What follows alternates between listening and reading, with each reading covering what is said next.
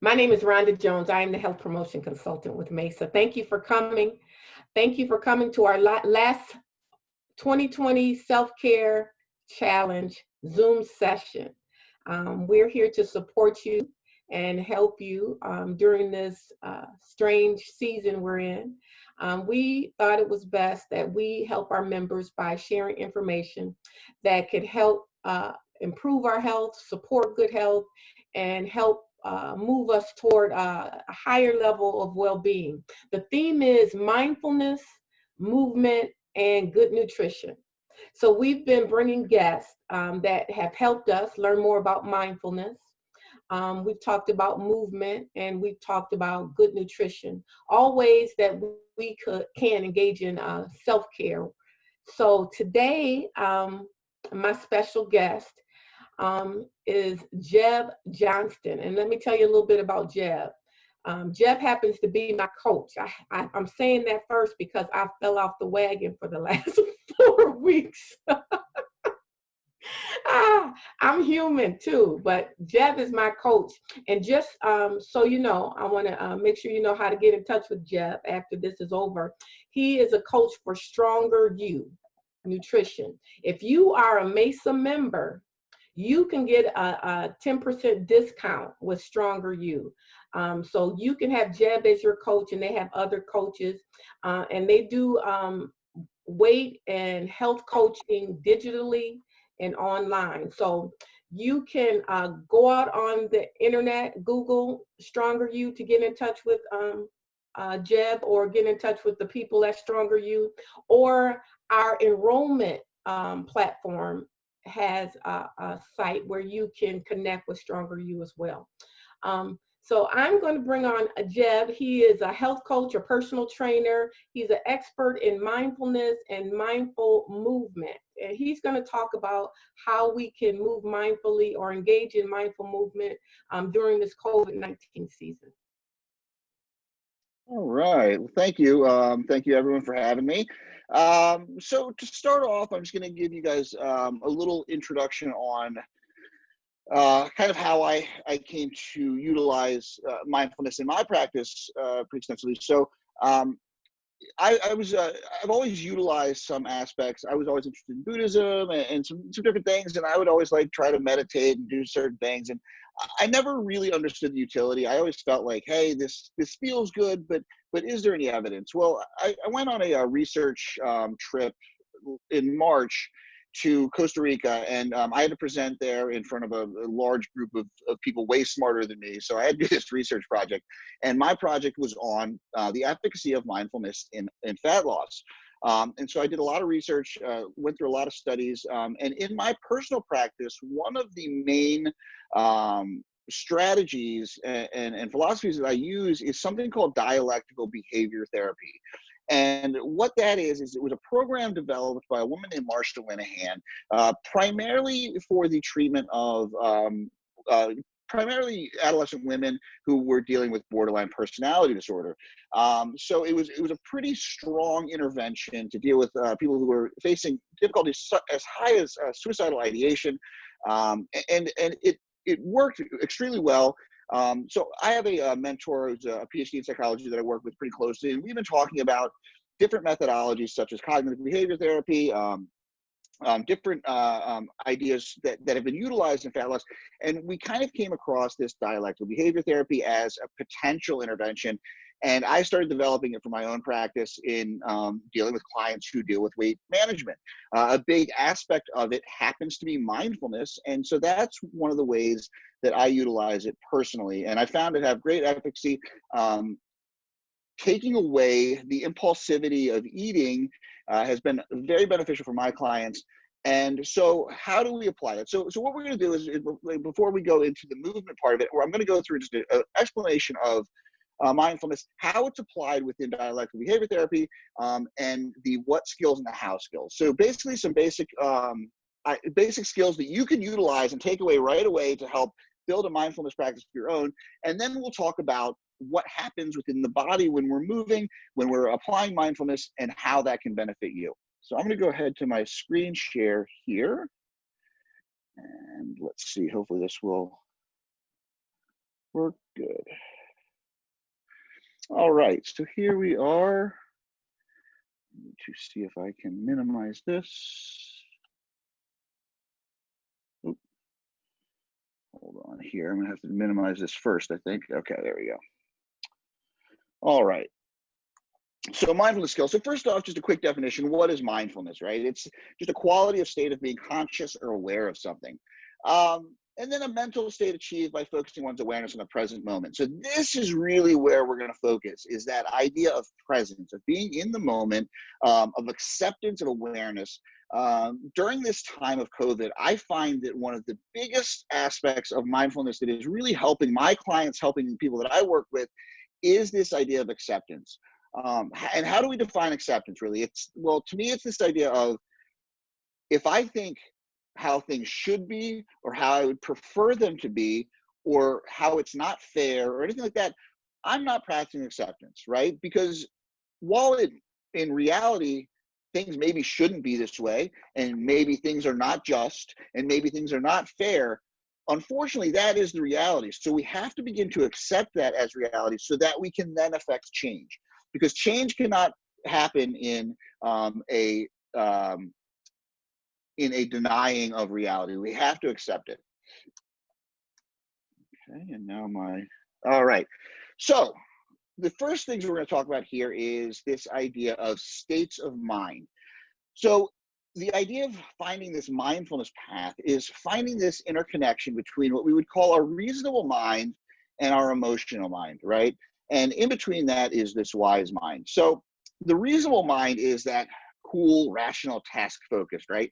Logic, rules, reason, pragmatism.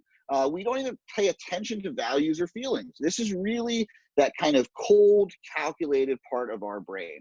On the other side, we have our emotional mind, you know, the hot-tempered, mood, emotion-focused, ruled by our feelings. We don't care about facts or reason or logic in there. So we can see how there are benefits and costs to each of these. Now, somewhere in the middle is this idea of wise mind, this wisdom within each person, right? See the value of both reason and emotion, left and right brain together, and then this idea of the middle path, you know, where we walk in between these two extreme states. Now, we want to be able to take hold of our mind, and so that's where we talk about the what skills here. This is going to be very important in understanding how we kind of can develop a mindfulness practice in our everyday. So often, I think people get turned off by the idea of mindfulness because they think of a monk sitting on top of a mountain, meditating, and most of us just say, you know what, I just don't have time for that. And the thing about mindfulness is that it doesn't require a lot of time. It just requires a bit of practice, like anything else. So in observation, which is the big first part of everything, we want to notice our body's sensations, right? Like we think about every single sense, whether it be sight, whether it be sound, whether it be smell, touch, taste. And when we talk about food and we talk about nutrition, that taste aspect is going to be very important. We want to pay attention to the present moment, right? So, the great definition that I see about things, and obviously this is a bit reductive and not paying attention to chemical and neurotransmitter reasons for mental health issues, but the idea is that anxiety is living in the future, depression is living in the past. When we can manage to live in the present for this moment, we can start to alleviate some of those symptoms of anxiety and depression just by no longer living in places that don't really exist. So we want to control our attention, but it's not what we see. We don't want to push anything away. We don't want to hold on to anything. We just want to control it. So we don't let our mind drift too far, and we don't let our mind obsess. We just let things come and go. And that is where that control lies. Practicing wordless watching. So that's, again, that idea of thoughts coming into your mind and go away. That's where this idea of attachment is. We don't want to be attached to anything. We want to allow it to come and allow it to go. And then feelings as well. Feelings come and go. We don't want to cling to them. we also don't want to ignore them. We want to observe them and have them be there. So observing both inside and outside. We observe our emotions, our feelings, but we also observe the outside world as a whole. Describe. So once we've observed something, that's useful. Unfortunately, it only goes so far, because we need to start to really get granular. And that's a word that I steal from, I think it's Lisa Barrett. She's got a book called How Emotions Are Made, where she talks about the neuroscience of emotions. She talks a lot about getting very granular with your emotional descriptions, really digging in and finding that exact descriptor for your emotion, rather than what I get from my clients 100 times a day is, I'm just so stressed. Okay, well, that's a pretty blanket statement. What is it? Are you disgusted? Are you sad? Are you humiliated? Are you angry? What is it that is causing that stress? Getting granular. So we want to put words on that experience. When that feeling or thought arises, just acknowledge it. And this is, such a great description. Sadness is just enveloped me. Or stomach muscles tightening. So and the reason we want to get so granular on this is because a lot of times we will start to create our own mythology around the way we feel. We might say, my stomach is tightening. Oh no, something bad's going to happen, because in the past, when my stomach tightens, something bad has happened. It's my warning signal of danger being near. When in reality, you could just be getting hungry, right? And so we want to really get granular on those descriptions. Label what you observe. So put a name on your feelings. Label a thought as just a thought. A feeling is just a feeling. An action is just an action. This becomes very important when we start talking about things such as, naming our emotions, because one of the biggest things that we see in any kind of health coaching is that feelings are not facts.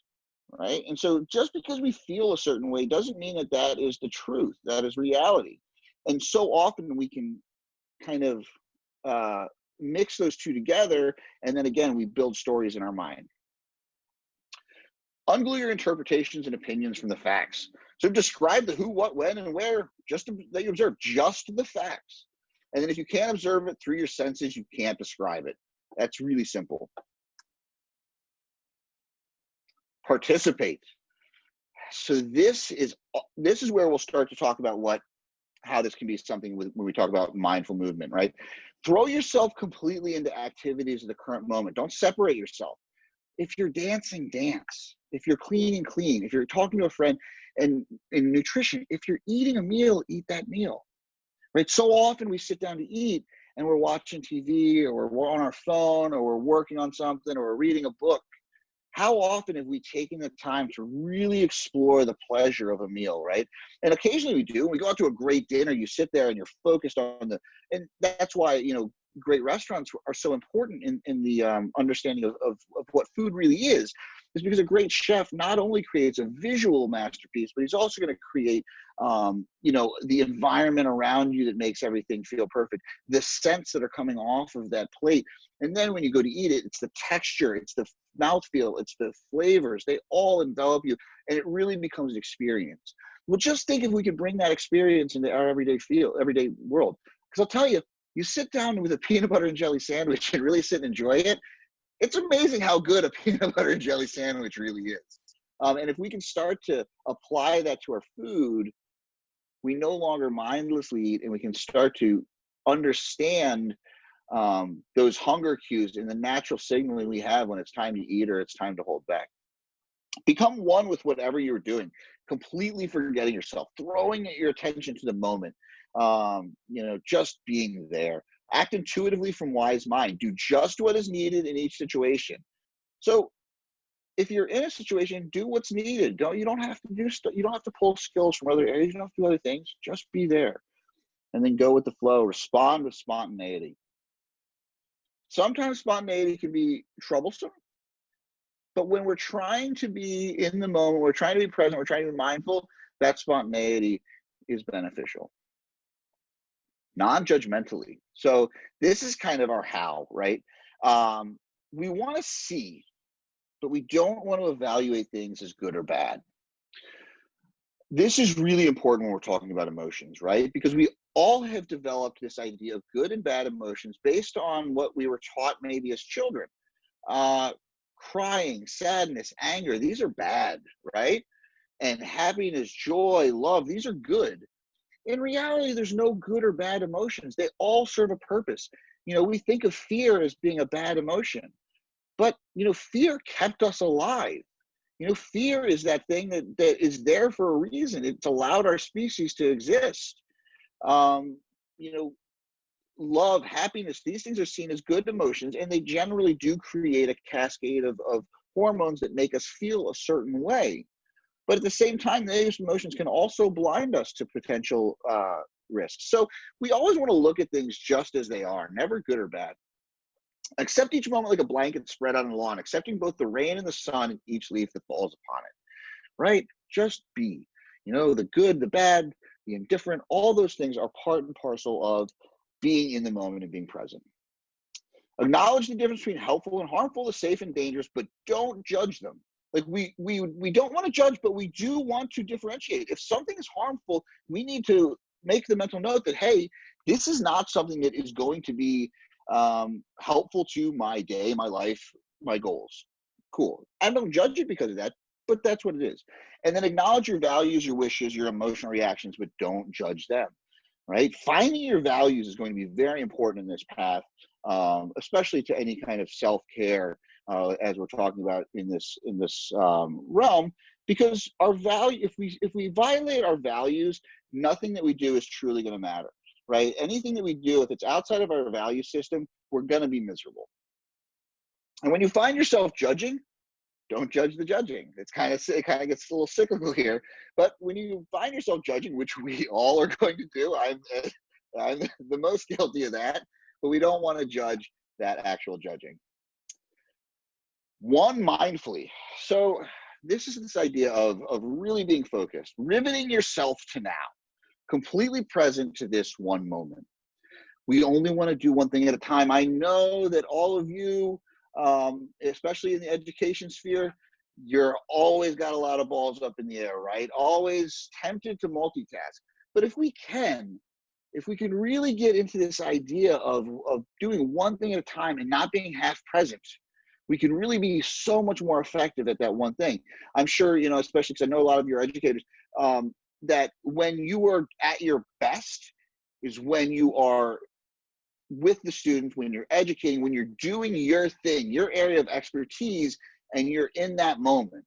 When you're forced to do a whole lot of things and all the other things that come along with, unfortunately, when we have a job to do, we generally have to wear a lot of hats. Things tend to fall through the cracks a little bit more. So focusing on that one mindfully, avoiding multitasking, come back to that thing. When you're eating, eat. When you're walking, walk. Again, mindful movement. When you're worrying, worry. When you're planning, plan. Remembering, remember. Let go of distractions, right? So strong feelings distract you. Just go back to what you're doing. And you might have to do that 10 times, but remember to focus on the task at hand and then concentrate your mind. If you're doing two things at once, stop, go back to one thing at a time. And this is this idea of opposite action, of the opposite of multitasking. And then effectively. So this is an interesting thing that gets missed a lot, is people just tend to do things, but don't really focus on how to do them effectively. So being mindful of your goals in the situation and do what is necessary to achieve them. Only what is necessary to achieve them, right? Focus on what works. Don't let your emotions get in the way of being effective. You just need to do what works in this situation. A big part of this is also letting go of some ego. Sometimes we are better served to be effective than to be right. And that can be a very hard thing to swallow at times, but we need to just focus on what works and not let those emotions in the situation get in the way. And then we got to play by the rules. Whatever those rules are, we want to stay within them. And then acting as skillfully as we can. You're going to do what's needed for the situation, right? The situation you're in, not the situation you wish you were in, not the one that is fair, not the one that is more comfortable, the one you were in. And that comes with acceptance right there. And then let go of willfulness and sitting on your hands, right? Don't try to force the situation, but also don't avoid the situation. So a little bit of neuroscience here, and then I'll talk kind of outside of the presentation point about mindful movement. So we know that mindfulness shows an increase in oxytocin production, right? This is taken from Ito et al. In 2019. This shows basically oxytocin is the pro-social hormone. So this makes you want to be more involved with other people. It makes you want to be loved, to feel loved. It's a very social hormone. We see an increase in white matter. So white matter is the area of the brain that we have found is necessary for habit formation. So what happens there is there's a process called myelination in which myelin wraps around and it creates kind of a cord that grows and grows and grows. And as that myelination grows larger, we see the formation of stronger habits. As we grow older, we tend to have a little bit more difficulty forming these new habits. They are very strong early in life. The myelination process kind of diminishes as we grow older. But if we can work hard, and that's the key, is working hard shows a greater increase in these processes.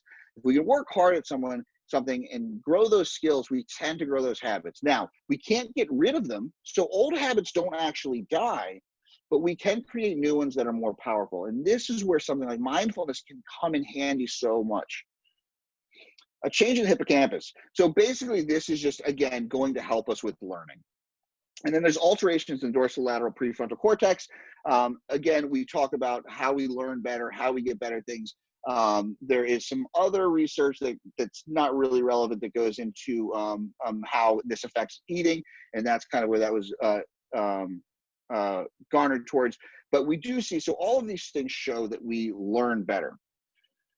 So I'm actually going to come out of share mode here and then just present from this. So now, how does this all relate to movement?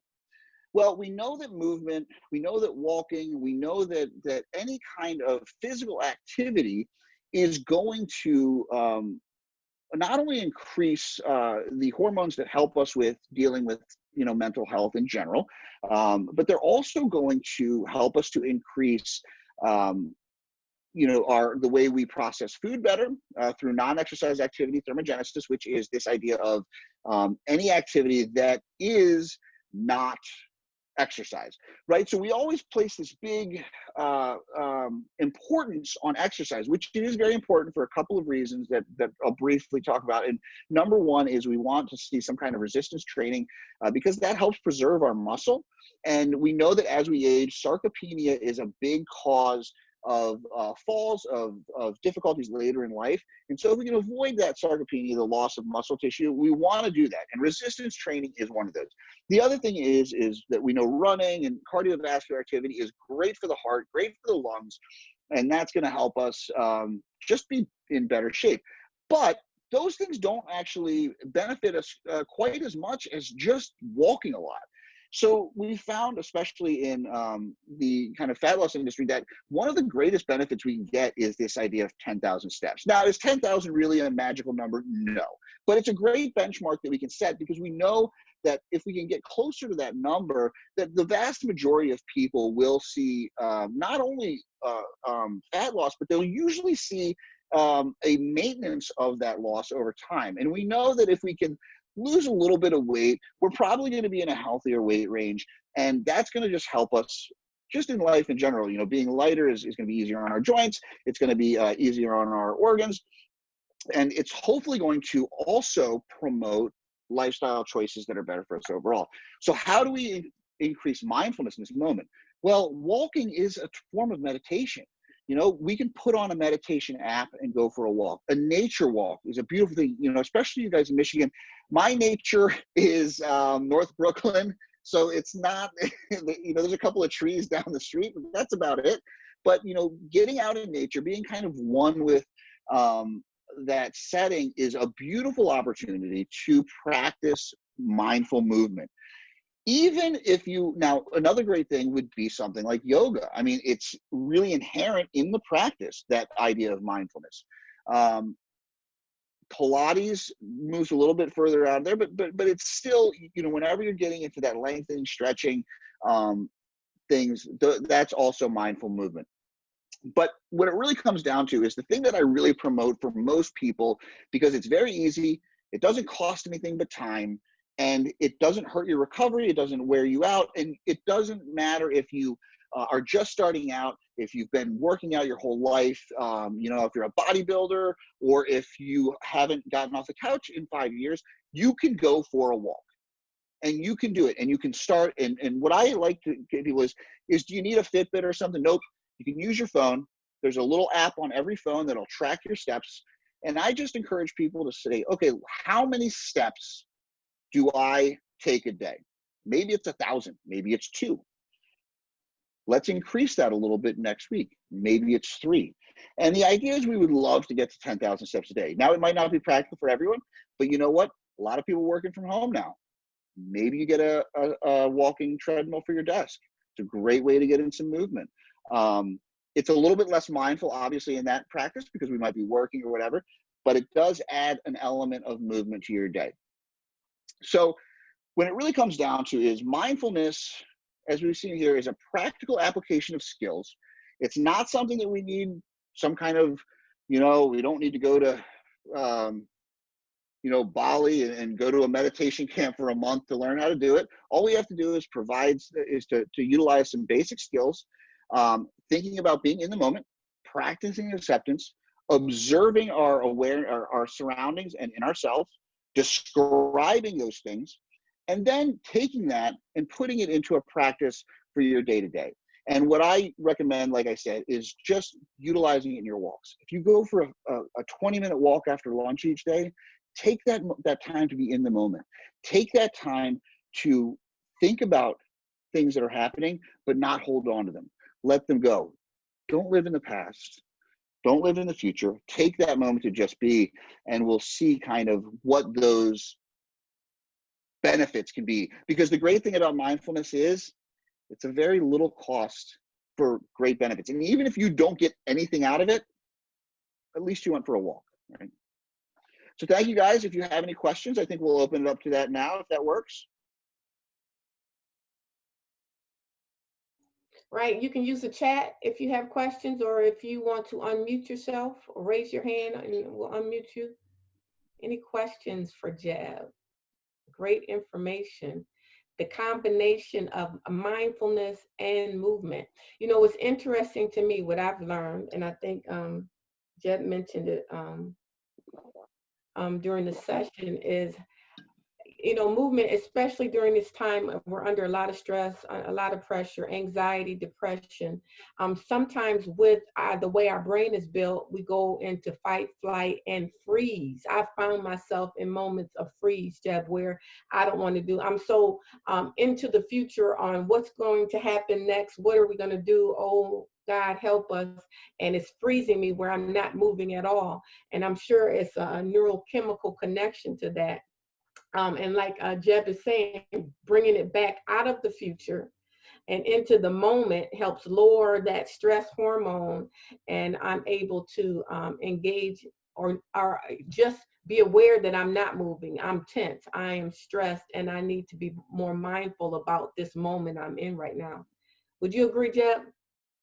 Yeah, I mean, that's actually such a great point, because that flight or fight response is what we call that is we have the sympathetic response, which that is the parasympathetic, which is the rest and digest phase. And when we're in that flight or fight response, we're producing cortisol, we're producing adrenaline, we're producing norepinephrine, we're producing hormones that are meant to get us amped and going. And it increases our blood flow, it increases our heart rate.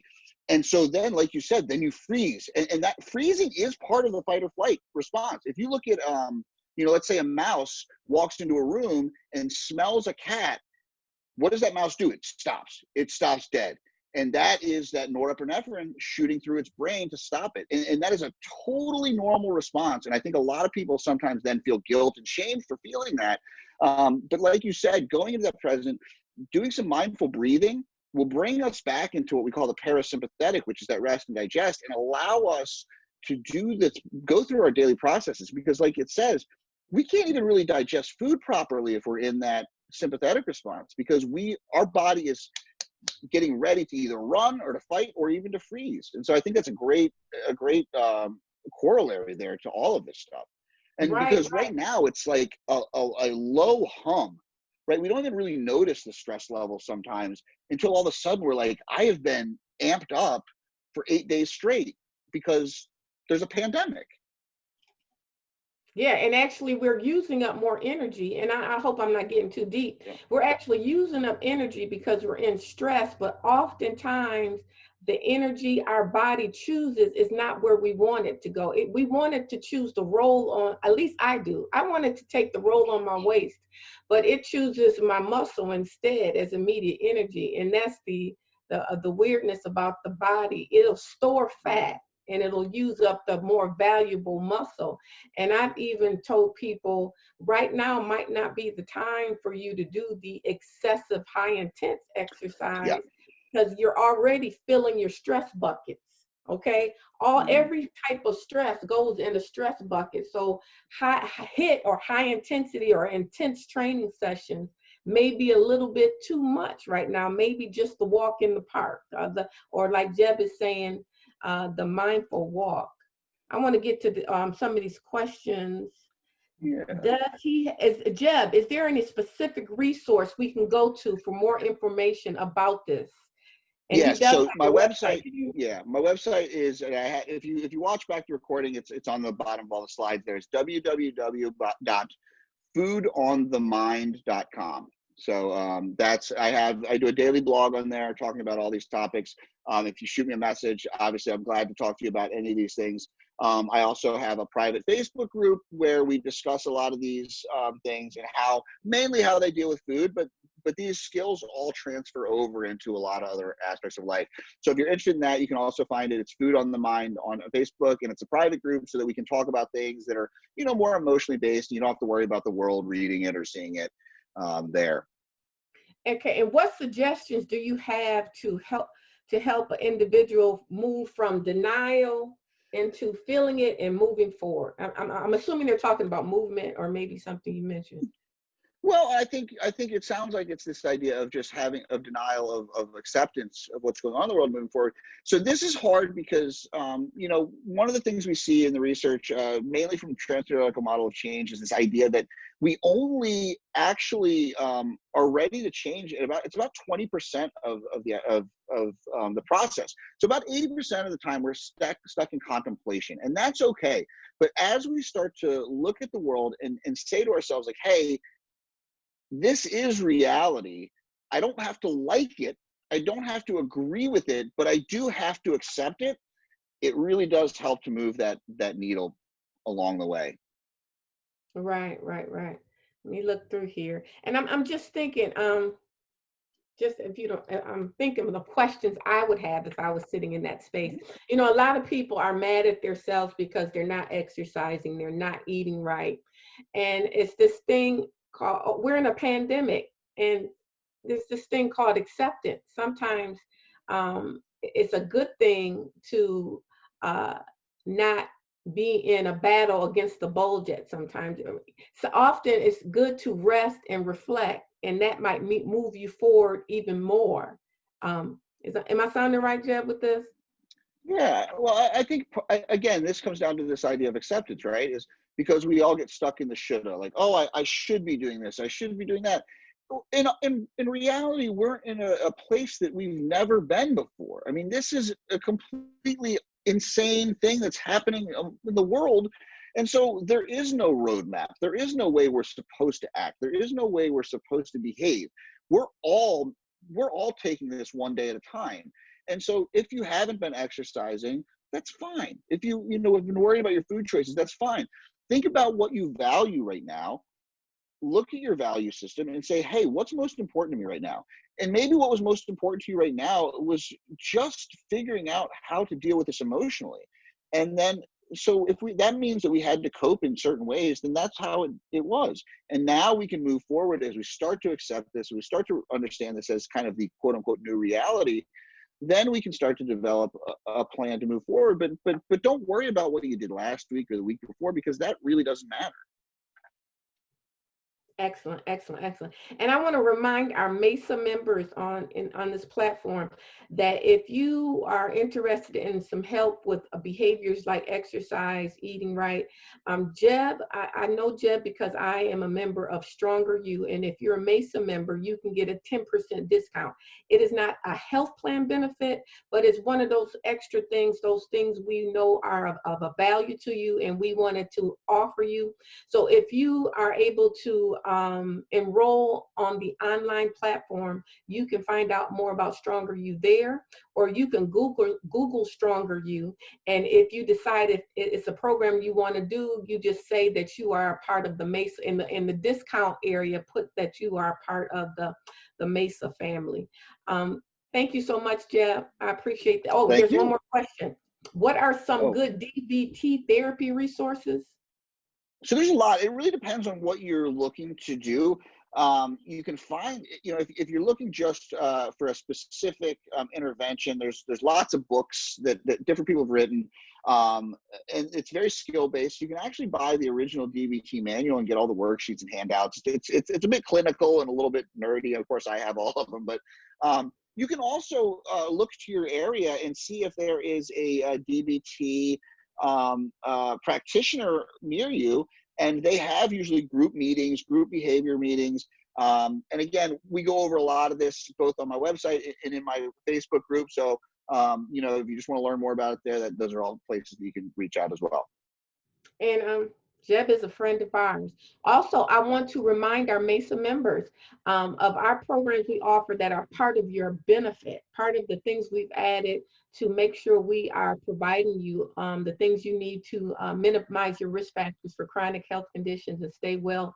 Our AMADA is a program for members that may be at risk for diabetes. If your doctor has told you you're pre-diabetic, perhaps your A1C is elevated, you have a history of diabetes in your family, go to mesa.org/OMADA. And what OMADA does is they provide you with a coach. And this is a benefit if you qualify. They provide you with the health coach, and the health coach will help you with things like nutrition, things like resilience and managing your stress and exercise. And they do it from a digital platform. They'll also put you in a support group of other people, perhaps that are MESA members as well with the same interests and same goals. So they are providing that. Also, for our members that are challenged with diabetes, you've already developed it, asthma, hypertension, or heart disease, or one of your dependents. Let me remind you, we have our nurse health coaches available telephonically to help you. They can coach you through lifestyle goals. If your doctor's told you you need to lose weight or need to exercise more, or perhaps you're diabetic and you have questions about the ADA diet or even medications, it's a benefit to you. They don't do much outreaching, but I want you to know about it so you can call or go to our website and link in, get more information. And they provide you one-on-one help, and it's done telephonically. Again, that's our MESA health coaches for conditions like diabetes type 1, type 2, hypertension, heart disease, and asthma. And that includes your dependents starting at 2 years old for asthma and diabetes type 1, okay? Also, this is considered wellness to me, our medical case management program. This is for our members that are facing catastrophic situations. That would be diagnoses that require multiple providers, that require multiple services and equipment. We provide a nurse case manager that's in the field. They come to you, they come to your dependent, and they help you navigate the healthcare system. So to us, that's wellness as well, because we are helping your family member or you get back to maximum medical improvement. It's helpful to us to help you. So I wanted to make sure you knew about this. Now, as far as these self-care series, this will be available. Jeb's recording will be available to you because you registered. We'll send you an email with the information and any upcoming things. We have a playlist. They've already posted it in the chat. If you missed, I'm sorry you missed our self-care sessions because I really wanted to get us all in a space so we could see each other's faces and smile at lunch and kind of, wave, and I could say something funny. You could laugh at my joke. So if you missed the Zoom session, I'm sorry. That's the special part about it. But we have the recording. The information that we have learned this last couple of weeks is great. It's helped me. I've received feedback from other people. It's been very, very helpful. So go to our YouTube page. Subscribe to our YouTube page. Follow us on Instagram. We try to keep you updated on Instagram. We are on Facebook under MESSA. Follow us on Facebook. For the series I'll do in June, the information will be on Facebook. Now, listen, since you're still on the line listening to me, I need your help. When I send you an email telling you about things I'll be doing, I need you to spread the information. I am kind of really developing an email list right now. So I'm really depending on you to share this information with your colleagues. I need you guys to be my wellness pros. Everybody wants to be a pro. I went pro one year, and I just was posting about it on Facebook every day. Pictures, Instagram, everybody. I was a pro, IFBB pro, okay? And I'm glad to say it now. So I want you guys be my MESSA Wellness pros. When I send information out, I need you to share it with people and let them know so they can be a part. Because did you guys enjoy these series? Tell me in the chat if you enjoyed this. Let me know how you feel. You're nodding. That's good. Thank you. I appreciate that. So I'm going to need you to share. Janet, I see you on your treadmill. You got in the room. I see you walking during lunch. Very good. So share the next information you get. Also, listen, I'm sending out a survey too. I need to hear from you. Tell me what you thought of our guests. Tell me what you thought of the Zoom sessions. And tell me what you think about MESSA. What can we do to help you? What products or benefits can we include that would be helpful to you and your family as a health plan should be, okay? Let us know. I'll be sending that as well, okay? Thank you so much for joining us. Enjoy this hot, steamy day. Go out and get some movement, but do it mindfully. My favorite mindful movement is I live by a park, so I go walk in these trails and I stare at the trees. I kind of break it down and I really study the trees and I compare the color of the sky to the trees and the flowers, and it leaves me kind of in awe. And there's research that supports this. It's called forest bathing, or the Japanese call it Shinrin Yoku. Google that, okay? There's research out that supports that it'll lower your blood pressure.